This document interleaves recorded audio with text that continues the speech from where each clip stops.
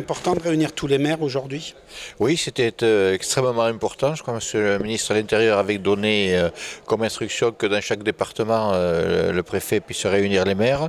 C'était extrêmement important d'avoir des informations au niveau de l'État et surtout les mesures qui sont annoncées pour être mises en place sur le terrain. Je crois que c'est une attente de nos populations que l'on puisse apporter des réponses à tout ce qui est en train de se passer. Justement, comment concrètement là, pour la population, les mesures que vous allez prendre?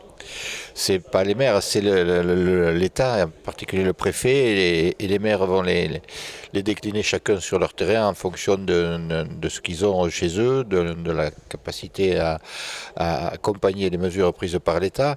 Le mot-clé est vraiment la vigilance, de faire attention, de renseigner les services de l'État s'il y a quelque chose qui ne va pas, et puis de prendre des précautions, en particulier chaque fois qu'il y a des rassemblements importants, des manifestations, qu'elles soient sportives, culturelles ou autres, et puis de mieux protéger les lieux publics.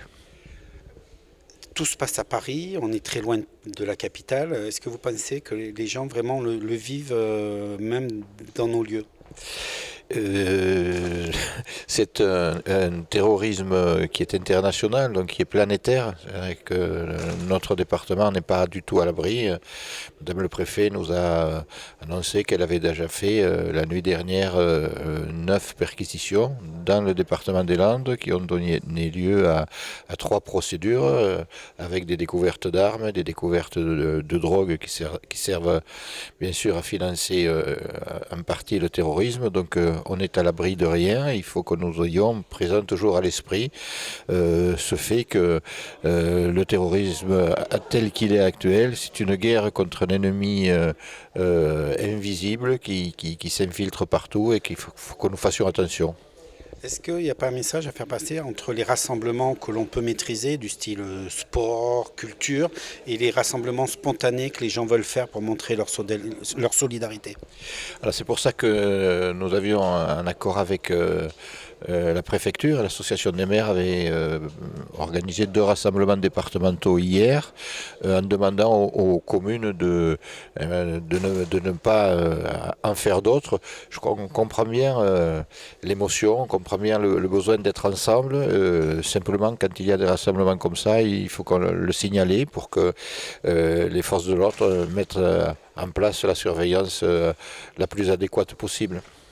Comment faire? Parce que début d'année, on a été touché, on est en fin d'année, on est de nouveau touché, et on a eu une impression qu'au fur et à mesure, les gens oubliaient, donc ça fait un rappel, mais comment faire pour que les gens participent en permanence?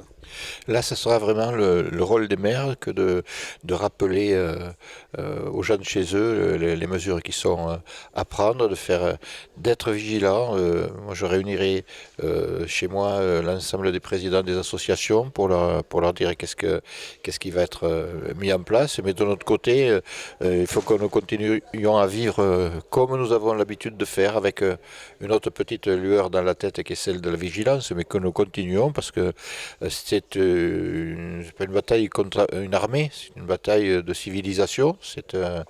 Au travers d'une soi-disant religion, on veut imposer un autre modèle de relation entre les êtres humains et nous voulons garder le nôtre.